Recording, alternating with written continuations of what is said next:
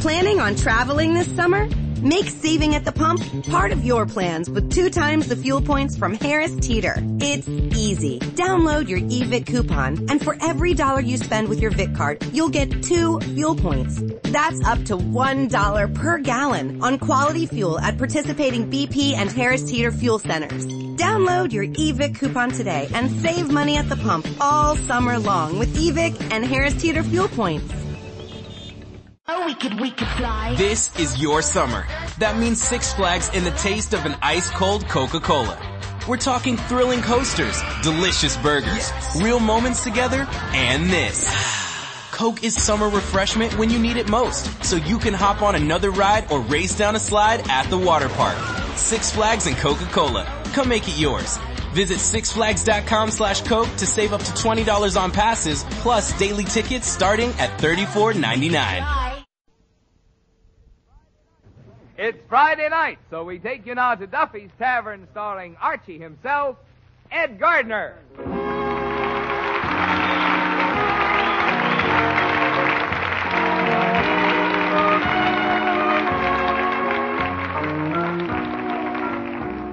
Say, friends, let me ask you something. How well do you take care of your teeth?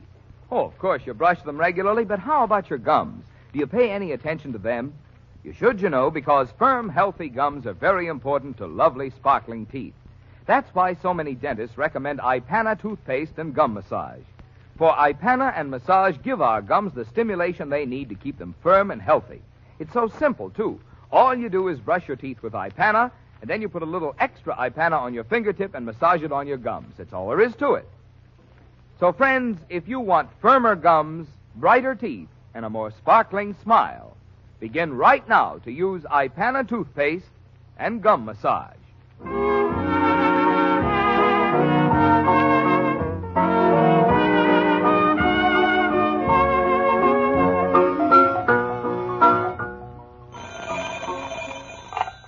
Hello, Duffy's Tavern, where do you eat meat to eat? Archie the manager speaking. Duffy ain't here.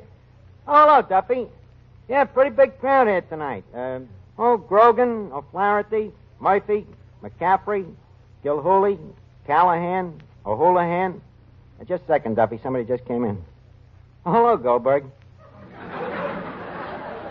Yeah. Oh, Kelly's here and Moriarty. By the way, you ought to see Moriarty. He's wearing a wig. Yeah, a toupee. Parted in the middle.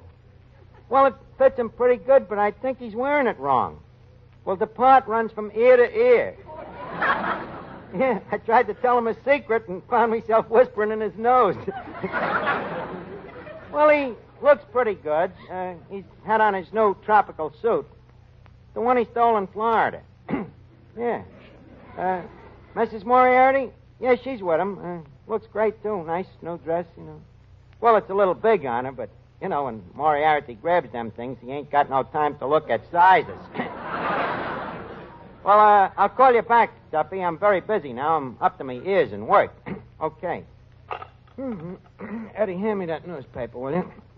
I want to check up and see how I'm doing on the stock market. Okay, J.P. Here you are. Let's see. Up a quarter. Up a quarter. You mean you made $50 already? Guess I must have. Looks like this new system of mine is really working. What's the system? Well, you see, I analyze the margins against the trends, and if they fluctuate enough, I check them against the Dow Jones averages. What's that? Well, that's the Dow that Jones figures the stocks will average, you see. For instance, if, you see here, industrials, high, 206, low, 205. Now, on the other hand, utils... Util? Yeah, it's a term we use in the market. Means utensils. Holy cat. Utensils went down 3 points. Eddie, get me a gun and a tall building. I'm bankrupt. Now, look, Plunger. You mean you actually got some money in these stocks? Well, not actually, just mentally. Oh, then you're still bankrupt. Eddie, I fancy your insult. Hey, Archie, you know, you got a lot of nerve reading a newspaper on Papa's time. What do you mean? Well, you don't see Papa down here doing that. Well, naturally, the stumblebum can't even read. But what's in any of your business, anyhow? Well, Well, in the first place, that stumblebum happens to be your boss. And in the second place, he's my own flesh and blood. I know. And since he's been my boss, he's gaining the flesh and I'm losing the blood. And while we're on the subject, it wouldn't hurt your brains none to read the papers once in a while, neither. Look who's talking. I'll have you know that I read the newspaper every day from top to bottom. Well, maybe if you tried reading it from side to side, you'd learn something. Your idea, the biggest news story of the year was when Dick Tracy fell into the cement mixer. And what's wrong with the comic strip? Nothing, Miss Duffy. Read them all you want. But with a lot of important things going on, you should read the front pages once in a while, too. Especially these days when they're talking about you. Talking about me in the paper? Where? Right here in this article by Secretary Wallace. Every person in the United States will be asked to share with the starving peoples... People? Must be a misprint. Every person in the United States will be asked to share with the starving people of the world by contributing either food canned in tin or money to buy food. But that don't mention me. Oh, yes, it does. Every person in the United States will be asked to share. That's you, Miss Duffy. You and me and everybody else. Oh, I see what you mean. Good. You know, I don't mean that you have to give up reading Dick Tracy or how many freckles Van Johnson's got, but I do mean that you should take an interest in other things, too, you know. There are too many people already who ain't got the slightest idea what's going on in the world. Howard. Oh, hiya, Finnegan. How are you? Oh, I'm starved, Arch. I ain't had a thing to eat all day. Why not? Well, I never eat on an empty stomach. Well, didn't you even have breakfast? No, I wasn't hungry. Well, how come? Well, I think it's this daylight saving time, Arch. What do you mean? I forgot to set my stomach ahead. Now, wait a minute, Finnegan. If it's daylight saving time, you don't set your stomach ahead. You set your stomach back. Archie, I'm afraid I must take issue with you. In what respect? Well, in daylight saving time, you push the clock ahead, not behind. Finnegan, I can see that you never shot the sun with a sextet. Now, if you'll listen, I'll explain to you how the thing works. Yeah? You see, time goes westwards with the clouds. So if you happen to be taking a train from New York to Chicago, let's say, you'd go to sleep at 2 o'clock in the morning, and at 1 o'clock they shove the clock ahead and take an hour away from you. Well, what do they do with it, Arch? They return it to you when you go back to New York in the fall. Anyway, as I was saying, when it's 2 o'clock in New York, it's, in Chicago, it's either 1 o'clock or 3 o'clock, see? Depending on which way you're going. Oh, yeah. Now, if, for instance, you're going west as far as Denver, then you lose a lot of time. Why is that? Well, on account of the solar system. You see, the sun has trouble getting over the mountains there. Well, after all, Arch, no system is perfect. Granted. Yeah. Now, where was we? What? Where was we? Denver. Oh, yes. Yeah. Well, leave us get on the train again now, Finnegan, and... Do you mind if I go in the smoker? What for? I want to find out what time it is. Finnegan, maybe we better change the subject. Now, what do you want to eat? Oh, wait. Oh, yeah, well, let's see. I think I'll have a bowl of noodle soup. Nice thick steak with French fried potatoes, some hot biscuits, some pie a la mode. Finnegan, I think that hole in your head must have gone to your stomach. Look, ain't you heard what's going on in the world, that millions of people are starving? Never heard a word about it, Art. That's right. I keep forgetting you've been out of the world. Look, remember when you and me used to go to PS4? Yeah, Art. I always wondered why. Well, the reason was so that we could learn something. We sure fooled them, didn't we? How about, what are you driving at, Art? Well, you remember we studied geography? You know that stuff about them other countries? But, Arch, what's all this got to do with hot biscuits? I'm sneaking up to it, Finnegan. Remember on a map there used to be a place called India? India? Oh, that was the pink one, wasn't it? Yeah. Yeah. Do you know how many people are starving over there now, Finnegan? How many? $75 million. No, wait a minute. How do you know? Was you there? No, but I happen to read about them things once in a while. And I'd like to tell you a story that I read, Finnegan. A story by a guy named Mule that I read in the Reader's Digest. This guy went over to India as a reporter. And some of the things that he's seen over there, well, if I tell you, maybe it'll take your appetite away a little.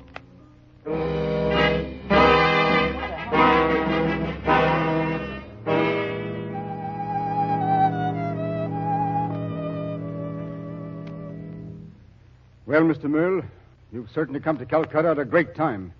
This is the worst famine India's had in 400 years. Yes, I know. I wouldn't have believed so much misery could go on in the world. How do you stand it, Captain? Well, you have to develop a callousness. It sickens all of us when we first come over here, but we must steel ourselves or go out of our minds. Food, Sahib. A crust of bread, please. Out of the way, beggar. Oh, wait a minute, Captain. Can't you see? Well, the woman is starving. Here's some money. You go buy yourself a meal. But, Sahib, food. Please, food. No money. Food. You see, Merle, there's no food to be bought. But surely, Captain, someplace there must be food. The woman is dying. And so are 75 million others in this country. Look at them. Look over there. The poor devils fighting over the swill in the garbage pails, just so they can live a little while longer. It's unbelievable in this day and age. Well, there you see it. They die here in the streets every day, by the hundreds. Incredible. Ghastly is a better word for it. And I've seen an awful lot of it, Merle, since I started working here with the civilian authorities. How would you like my job? What's that? Clearing the streets of dead bodies and burning them. Must take a strong stomach. Yes, it does. Look at that poor soul we were just talking to. Trying desperately to stay on her feet. Yes. And soon she'll sink to her knees and crawl about, begging for food for the strength to rise again. Food that never comes. Yes. And soon even the strength to crawl is gone. Then she'll drag herself to a dark corner somewhere and wait for death. And no one does anything to help? Oh, we do everything we can. But unless the fat countries send us food right away, millions more will die in the next 3 months. Is there anything I can do, Captain? Yes. When you get back to the United States, let the people know the truth.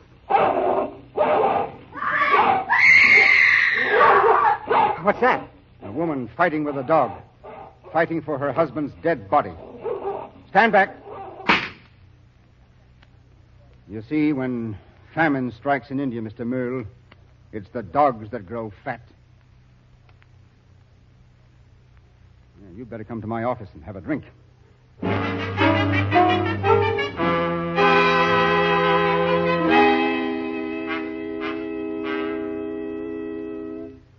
Oh, you're still shaking, Mr. Merle. You'd better have another drink. Thanks, I will. You know, I'm no coward, Captain, but... Oh, you needn't apologize. I see it every day. I'll have another drink, too.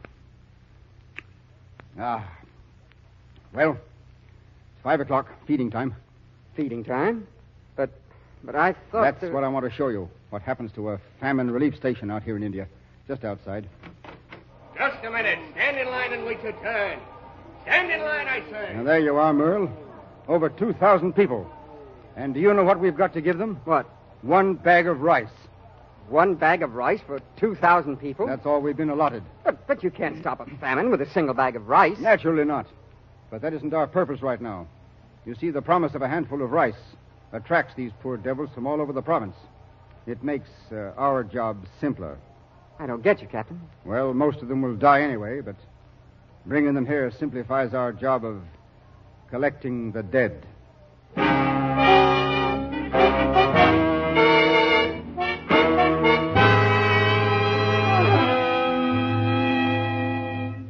Gee, Arch, that's a horrible story. Finnegan, this ain't no story. This is a fact.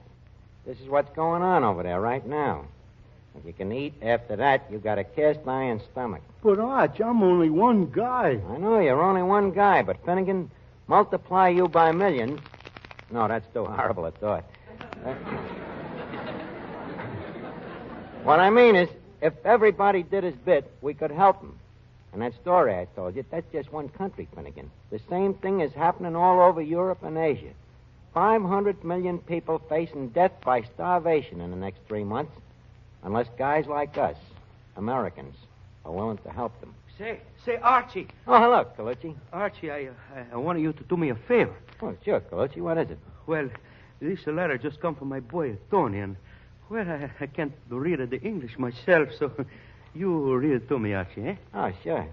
Kid still overseas in the Army, Colucci? Oh, sure. He's a station in the old country. Good old sunny Italy, huh? Well, she used to be. You read the letter, please. Okay, Colucci. Hey, he's a sergeant now, huh? Oh, you betcha. Smart boy, my Tony. Pretty soon he's going to be a corporal. Oh, good. Oh, let me see what he has to say here. Dear Papa, I'm awful lonesome here tonight. What I wouldn't give to be back with you and Mama listening to the radio after one of Mama's swell spaghetti dinners. See. Boy, will America look good to me when I get back, especially after what I've seen over here. I guess you've been reading about it in the papers, but reading about it and living with it is two different things. I never believed there was such poverty. Finnegan, listen to this. It's just what I've been talking about. Hundreds of people out in the field scratching and poking at the barren earth. The lucky ones finding maybe some grass or a few roots. Old women older than Mama, hitched to their plows just like horses. And with them, the kids, planting seeds. And when you look at their half-starved little bodies, you wonder if they'll still be alive when the harvest does come, or whether the earth that they're planting will soon be covering them. And then at night, you see them on their way home, hopeless and defeated, with hardly enough strength to pull their empty carts. Well, Arch, ain't they even got horses? Horses. Long ago, the people, they eat them. Oh, go ahead, Arch. You read it, Mr. Moore. Huh? Okay, Coach. And every night, when we come home from chow, we see the same things. Kids and women and old men holding out empty pots and bowls, pleading for the leftover slop from our mess kits. That's why I ain't been eating so much these days, Papa. Tell Mama that's the reason I might have looked a little thin in the last picture I sent home. I wonder if the people in America know what's going on. I wonder how they'd feel if it happened to them. Gee, Arch, that's silly. It couldn't happen here. Finnegan, they didn't think it could happen there either. That's right, Archie. Oh, hello, Nick. I didn't see you standing there. Yeah, I've been listening. You know Nick the Greek, don't you, Colucci? Oh, sure, we know. Where is your boy, Mr. Colucci? Why, he's a G.I. Joe. Oh. He's in Italy. That's right near your country. Italy. Oh, it's a shame. Italy, where once is so much singing and the people is so happy. It's a shame. See? Hey, Arch, what's with these two guys? I thought the Greeks and Italians didn't like each other.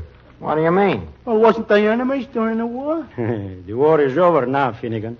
And remember, hunger, she don't know one nationality from another.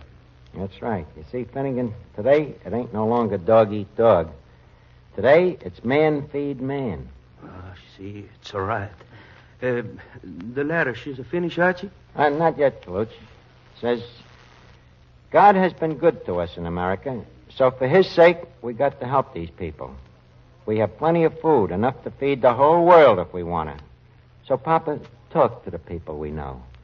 Tell them to do it a little bit less themselves so that we Americans won't be found guilty of digging Europe's grave with our teeth.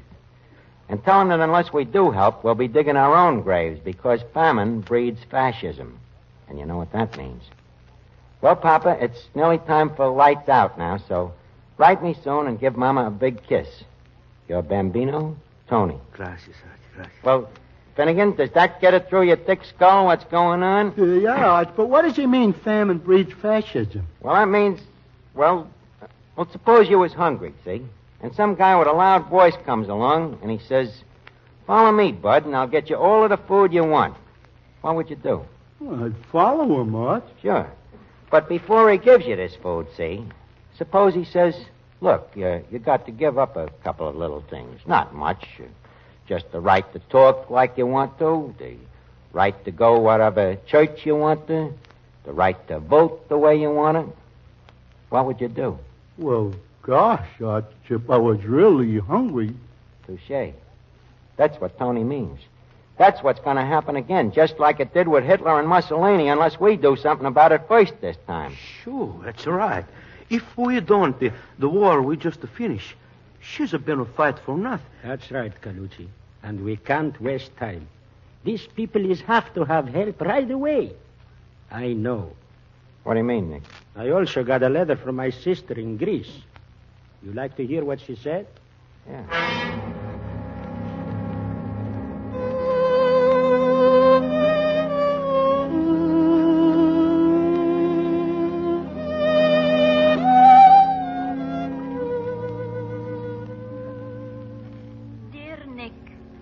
For the unhappiness these words bring to you, I ask forgiveness. But I write with a full heart. Your letter, telling us of the wonderful package of food you had mailed, came at a time when my husband Charles and I were desperate. You see, our little Alexander, your nephew whom you have never seen, was very ill. The doctor had done what little he could. I'm sorry, Mrs. Varipapas, but the child is dying of malnutrition. But, Doctor, you can't let him die. Our only child. Oh, what can I do? Food is the only thing that will save him. Tell me the truth, Doctor. How long can he go on this way? I'm afraid I must be frank with you. A few days, maybe a week at the most. Oh, then there is still hope, Doctor. There is a package of food on the way from my brother in America. Well, let's pray that the package will arrive in time. It will arrive. It must.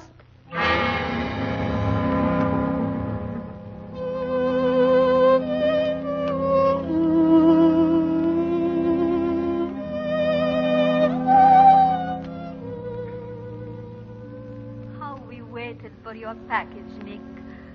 The package that meant life to our child. We waited day after day, days that seemed years, watching his little belly swell and the bones in his arms and legs draw the parched, sallow skin more tightly over them. We tried to be patient, Nick. I prayed. Finally, we could wait no longer. We had to make one more last desperate plea. But you, the head of the United Nations Relief, certainly you must be able to do something. I'm sorry, Mr. Varipapas. I wish I could help you, but you've already used up your allotment for the week. But we need so little more to save our child. Our only child, Mr. Smith. Please, just a little extra bread. Yes, I know. Just a little extra bread. But that's our problem. It's not your child alone that needs just a little extra to save him. 9 out of every 10 children born in Greece this year are dying of the same thing. Malnutrition. It looks like the world has forgotten Greece. Oh, it's not only Greece. It's happening in every war-torn country in the world. I'm very sorry. I wish I could help you. But how can you let a child die while there is still food in the warehouse? Don't you understand? If I give it to you, I must take it away from another starving child. Then there is no hope. Only if the nations that have the food treat this war of famine with the same sincerity and sacrifice with which they face the war of guns, and send us food immediately. And while we wait, my child dies. No, my child will not die. Charles, please. Our baby will have food. I will get it somehow if I have to... Oh, calm yourself, man. Calm yourself. Charles, no. What you're thinking of doing is wrong. Is it right that our baby should die? Please, Charles, let's go home. Perhaps Nick's package from America has come. No. I am through with dreaming and begging. Go back home. And let us hope that it is not too late.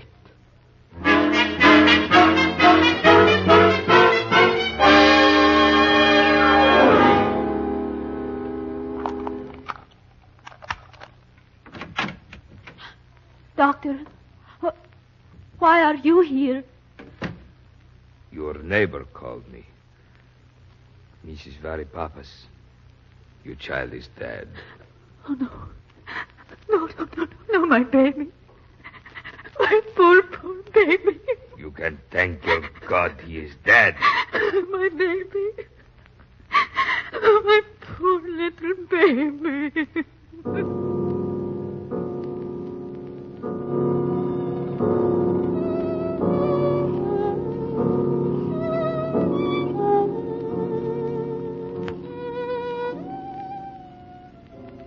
I how long I sat there after the doctor left, Nick, trying to understand that my child was dead, trying to believe that it was good that he was dead, as the doctor had told me. This is not an easy thing for a mother to do. It must have been a long time, though, for the house was dark, and I heard someone at the door. Come in. You, Mrs. Varapapis? Yes. I have bad news for you. My husband? He was shot trying to steal food from the government warehouse. He is dead? Yes. You may identify his body and pick up his effects at your convenience. I'm sorry. Thank you.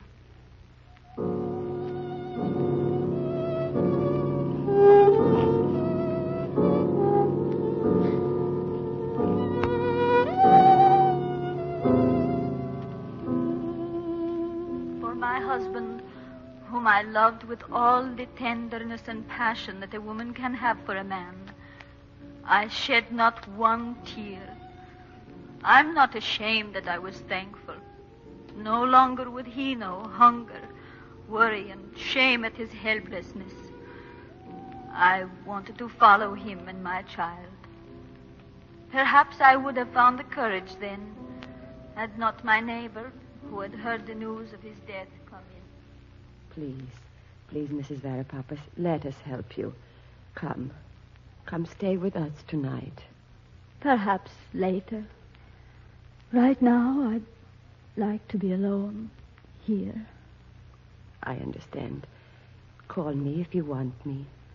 You're very kind. Oh, I almost forgot. I met the postman downstairs. Yes? He gave me this package for you. It is from America. Well,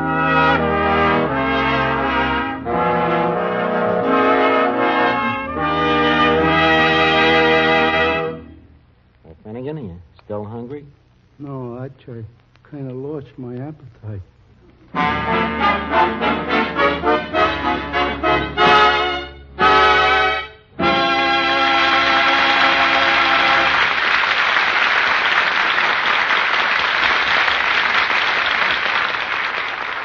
We are indebted to the magazine Asia and the Americas for permission to use the John Frederick Mule story on India. Say, men, how would you like to make your hair look like you'd like it to look? Well groomed and without a patent leather shine. Then listen, get hep to Vitalis. Vitalis is a hair grooming preparation that really gets results in keeping dry, unruly hair under control. It's Vitalis and the famous 60-second workout that does the trick. And it's so easy. For just 60 seconds, you simply apply Vitalis to your scalp and rub briskly. Then you comb. That's all. But oh, what a change. Your hair looks well groomed in a natural, masculine way, without that objectionable patent leather shine. What's more, Vitalis 60-second workout loosens a tight, dry scalp, routs loose dandruff, and helps prevent excessive falling hair. Vitalis is back now at all drug counters, and once again is America's leading hair grooming preparation. So to look your best tomorrow, get a bottle of Vitalis tonight. And now, ladies and gentlemen, it's time to leave Duffy's Tavern for this evening. If you have a half hour next Friday night at the same time, remember... Duffy's Tavern, where the elite meet to eat, but not until the rest of the world gets fed. Oh, hello, Duffy. I was just busy back there checking the icebox. Well, we're going to do it every day now so that we don't order a lot of food, that we don't need. And you can help, too, Duffy. Huh? Well, by giving up wheats and oils and fats. Okay on wheats and oils, but you won't give up Mrs. Duffy, huh? Well, you have to give up something, Duffy. All of us over here have to. Because we want America to have the answer ready when the rest of the world says, give us this day our daily bread. Good night, Duffy. This is NBC, the National Broadcasting Company.